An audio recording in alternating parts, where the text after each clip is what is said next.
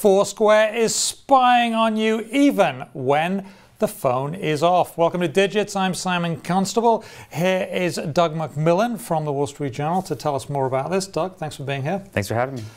So Foursquare, which is a place, an app where you check in at places and they give you discounts on stuff. They're spying on you all the time, no matter what, right? Well, that might be overstating it a bit. So they updated, but only a little bit. If you're a dedicated user to Foursquare and you update the app today, or you're a new user and you install it today, what you are doing is giving them permission to track your location and your GPS coordinates wherever you go, even if the app is closed. And the point of this is they say that they want to gather smarter recommendations, so that instead of just learning about you by what you say you like, they're going to learn about you by where you go and the things that you actually do and the bars that you go to and the concerts that you attend and the restaurants that you Which could be embarrassing for some people if they don't even remember it, depending on how inebriated they are.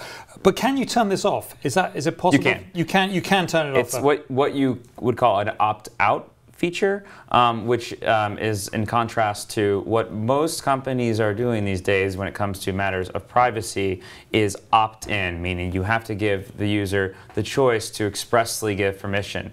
There have been actions by regulators. The FTC has made a settlement with Facebook saying that Facebook has to make its changes to its privacy opt-in, meaning you have to go and agree to them expressly. So Foursquare is taking a risk here. They're saying, we want to bring in as many of our users as we can onto this feature and onto this tool so we can gather more data, and we're willing to risk some of them being weirded out by this privacy. Talking about the weirded out, are people getting sick of the spying thing? We've heard all about the NSA, we've heard about other social media locations doing strange things to people. I mean, but people are just going to say, oh, I've had enough.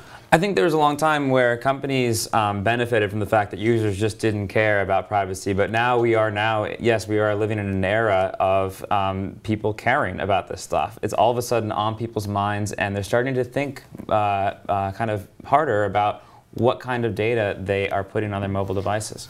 So when it comes down to it, there's got to be a trade-off, right, between you giving up something and what you get in return. Is Foursquare going to be able to offer you enough for enough people? Yeah, that remains to be seen. I encourage you to download the app and try it out. I'm giving it a whirl today, and we'll see if they live up to this claim of we're building sort of the smartest recommendation engine out there. If it can deliver me to the best restaurant and do that consistently in new towns and help me discover new things, perhaps that is worth kind of giving up some of my data. And if I trust them enough to handle that data appropriately, that might be a trade-off that some users are willing to make. Okay, well, we shall see, won't we? Thank you very much, Doug Macmillan of the Wall Street Journal. I'm Simon Constable, and that's it.